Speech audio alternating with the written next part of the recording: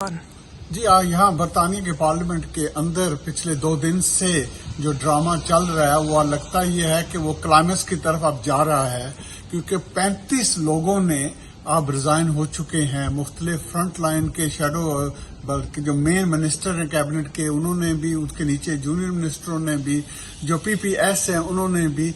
तो ये बहुत बड़ा नंबर है और इसमें मुश्किलात बन रही है गवर्नमेंट के लिए कि वो उनको फिल कैसे करेंगी। लेकिन जो प्राइम मिनिस्टर हैं वो अभी भी स्टबन है इस चीज पे कि हम रिजाइन नहीं करना करूंगा, और बल्कि आज तो उन्होंने कमेटी के अंदर थ्रेट भी कर दिया कि अगर आप मुझे इस तरह पुश करेंगे तो मैं इलेक्शन बुला लूंगा। तो ये यकीनी तौर पे जो कंजर्वेटिव पार्टी है वो इससे तो डरेंगे, उनको तो ये मौत नजर आएगी। क्योंकि हाल ही में जब 2 बाई इलेक्शन हुए थे तो एक सीट के अंदर 25,000 की मेजॉरिटी जो उन्होंने लूज हुई थी, तो इस तरह को 300 की जो सीट जो है वो वाइप आउट हो सकती हैं।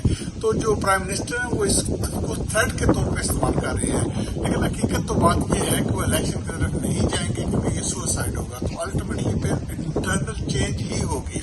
तो इंटरनल चेंज में यही है कि अगर वो राजी होकर नहीं जाएंगे तो जो 1922 कमेटी है वो फिर अपने रूल चेंज करके विद इन डेज मेरे ख्याल में उसको रिमूव कर देंगे। तो इस तरह फिर नया इलेक्शन करके पार्टी के अंदर नया लीडर बुला के फिर वो चीज को कैरी ऑन कर सकेंगे। तो जहां तक प्राइम मिनिस्टर का ताल्लुक है तो वो चाहे अब रहें या ना रहें, क्योंकि जो प्रिविलेज कमेटी है वो इनको इन्वेस्टिगेट कर रही है, तो वो जो इन्वेस्टिगेशन है वो बंद नहीं होगी चाहे वो रहें या ना रहें, और उसका वो खुद रिपोर्ट देंगे।